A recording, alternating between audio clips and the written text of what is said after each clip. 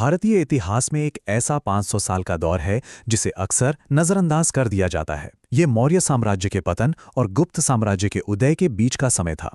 ज्यादातर इसे खाली पन्ना मान लिया जाता है, पर क्या हो अगर ये कहा जाए कि ये भारत के सबसे डायनामिक, सबसे जीवंत युगों में से एक था। आमतौर पर इस दौर को एक नाम दिया गया है, अंधकार युग। ये नाम सुनते ही बिखराव और गुमनामी की तस्वीरें जहन में आती हैं। लेकिन क्या ये लेबल सही है? क्या वाकई ये उस दौर की पूरी कहानी बताता है? तो चलिए आज इसी धारणा पर सवाल उठाते हैं। तो सवाल ये है कि आखिर ये अंधकार युग का टैग आया कहां से? देखिए, वजह सीधी सी है। इस पूरे दौर में कोई एक बड़ा पैन इंडिया साम्राज्य नहीं था और लंबे समय तक इतिहासकारों ने महानता को राजनीतिक एकता से ही जोड़ा है। लेकिन क्या इतिहास को देखने का यही एकमात्र नजरिया है? हो सकता है कि हम अब तक गलत चीज पर ध्यान दे रहे हों। तो चलिए इस अंधकार युग के मिथक को तोड़ना शुरू करते हैं और इसकी शुरुआत हम करेंगे राजनीति से ही। हकीकत तो यह है कि उस दौर में कोई खालीपन था ही नहीं, बल्कि मौर्य साम्राज्य के दिल में ही नए और ताकतवर राजवंश उभर रहे थे। जैसे ही मौर्यों का पतन हुआ, सत्ता लगभग तुरंत ही दूसरों के हाथ में आ गई। उत्तर भारत में पहले शुंग और फिर कण्व राजवंशों ने कमान संभाली।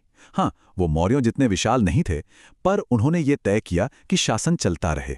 तो ये कोई अफरा तफरी का माहौल नहीं था, ये थी निरंतरता। अब कहानी का रुख उत्तर पश्चिम की ओर करते हैं, एक ऐसा इलाका जिसे हम अक्सर सिर्फ हमलों का एंट्री पॉइंट समझ बैठते हैं। लेकिन ये तस्वीर अधूरी है। ये सिर्फ एक युद्ध का मैदान नहीं था, ये तो एक कल्चरल लैब थी, जहां अलग अलग विचार, लोग और कलाएं आकर मिल रही थीं। इस इलाके में सत्ता का एक के बाद एक आना जाना लगा रहा। पहले इंडो ग्रीक, फिर शक, उनके बाद पार्थियन और फिर आए सबसे शक्तिशाली कुषाण। तो ये कोई केओस नहीं था, बल्कि एक लगातार बदलती और बनती हुई पॉलिटिकल लैंडस्केप थी। और कमाल की बात तो ये है कि इनमें से हर एक राजवंश ने भारत पर अपनी एक गहरी छाप छोड़ी। जैसे इंडो ग्रीक शासक मेनांडर ने भारत में पहले सोने के सिक्के चलाए, शक राजा रुद्रदामन ने पहला लंबा संस्कृत शिलालेख बनवाया, और कुषाण शासक कनिष्क, उन्होंने ना सिर्फ सिल्क रूट पर कब्जा किया, बल्कि बौद्ध धर्म के एक बहुत बड़े संरक्षक भी बने। तो ये सिर्फ कॉन्करर्स नहीं थे, ये बिल्डर्स थे। ये शब्द सीधे शक राजा रुद्रदामन के एक शिलालेख से हैं, और ये लाइन अपने आप में बहुत कुछ कहती है, लोगों के कल्याण के लिए। सोचिए, ये किसी हमलावर की भाषा नहीं है, ये एक प्रशासक की भाषा है जिसे सिंचाई और पब्लिक वर्क्स की फिक्र है। ये एक मजबूत, संगठित शासन का पक्का सबूत है। कुषाणों को समझने का सबसे अच्छा तरीका उनके सिक्के हैं। वो खुद अपनी कहानी बताते हैं। जरा देखिए, एक ही सिक्के पर हिंदू देवता शिव भी हैं, बुद्ध भी, फारसी देवता अतार भी और यूनानी देवता हेलियोस भी। ये सिर्फ एक धातु का टुकड़ा नहीं है, ये उनके मल्टीकल्चरल और सहिष्णु साम्राज्य का एक मैनिफेस्टो है। पर रुकिए, कहानी का एक बहुत बड़ा हिस्सा अभी बाकी है, और वो उत्तर में नहीं बल्कि दक्षिण में है। दक्कन के पठार पर उत्तर में जो कुछ भी हो रहा था, उससे एकदम आजाद कुछ ताकतवर स्वदेशी साम्राज्य अपनी किस्मत खुद लिख रहे थे।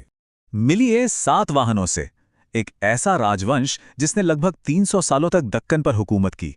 और उनकी सबसे बड़ी कामयाबियों में से एक, गौतमी पुत्र सातकर्णी के नेतृत्व में शक शासकों को हराना।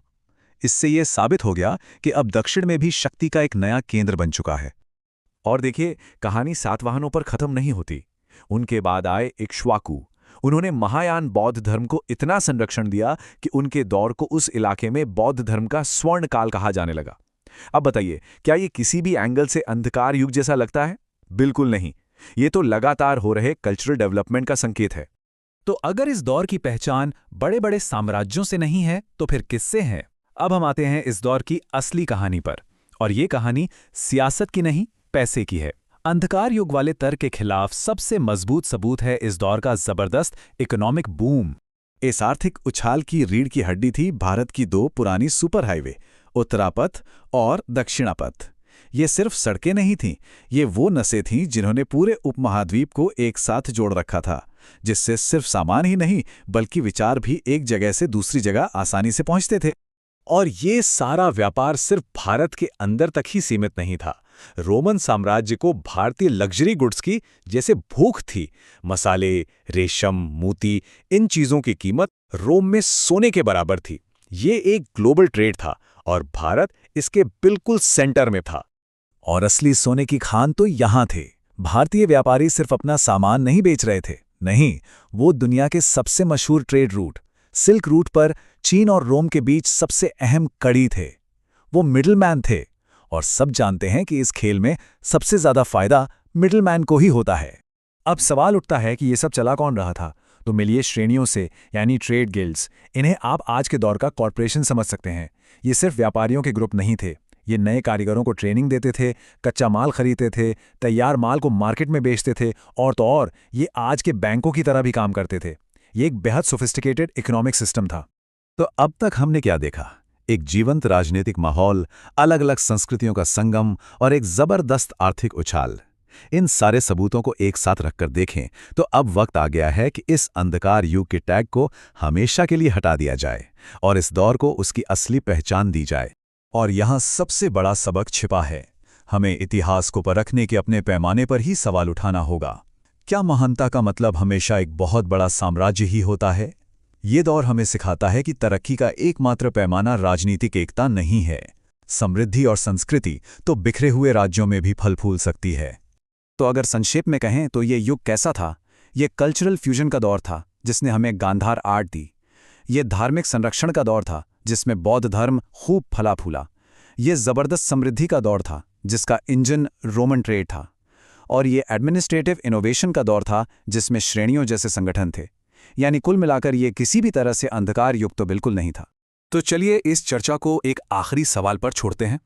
क्या हो अगर हम इस दौर को अंधकार युग कहना बंद कर दें और इसे बदलाव के एक ऐसे जीवंत युग की तरह देखें जिसने असल में भारत के अगले महान साम्राज्य यानी गुप्त साम्राज्य के लिए जमीन तैयार की? शायद ये कोई खालीपन था ही नहीं, बल्कि एक जरूरी पुल था।